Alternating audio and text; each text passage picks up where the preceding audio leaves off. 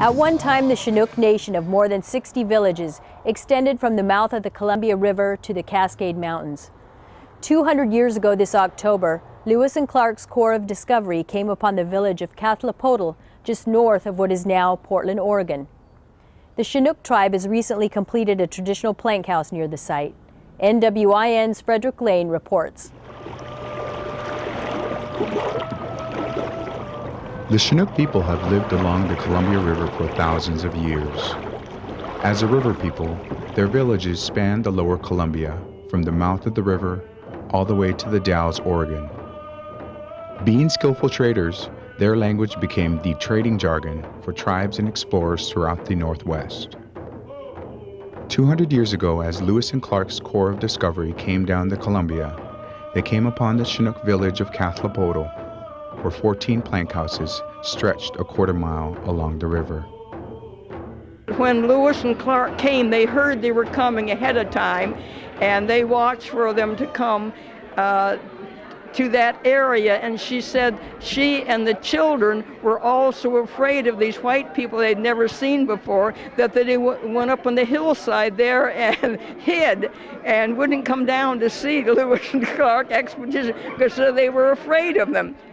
The site was out on the river, actually on the Columbia River, and that's where my grandmother went and saw where it was maybe 700-800 people lived in that village, maybe more than that.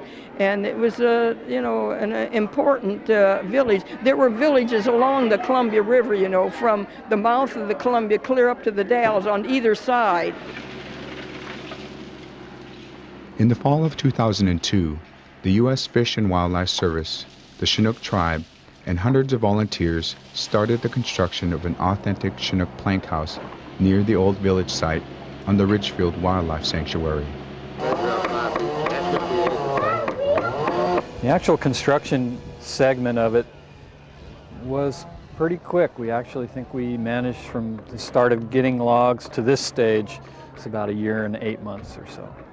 Even with all the modern tools available to us and heavy lift equipment, it was still a tremendous challenge, and that only gives you a greater respect for the ingenuity and the sheer skill level of the ancestors in putting these houses together. And they probably put one together quicker than what we did. By March of 2005, the plank house was ready. The Chinook people gathered to cleanse and bless the house, a day that many had dreamed of. Nika Tum Tum Mamook Shantay, which is Nika my, Tum Tum my heart. Mamook makes, Shantay is music, which is Chinook jargon.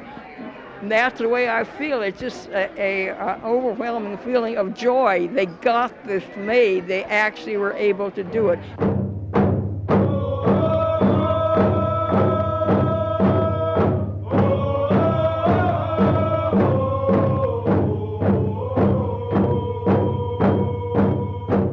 Two days of dedication allowed the rich culture and history of the Chinook people to be enjoyed by all who gathered.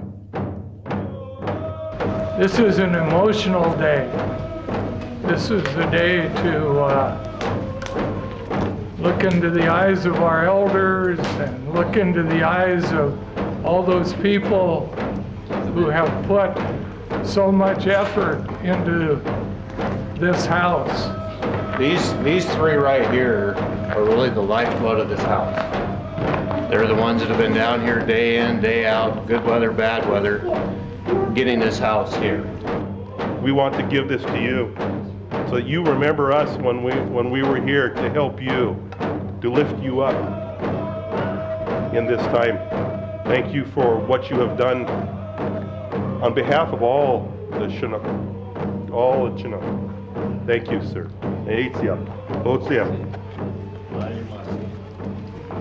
I accept this gift from our Duwamish brothers and sisters on behalf of the Chinook Nation. Most people don't think of how our ancestors lived and how well we were able to live and the level of art and material culture that we had.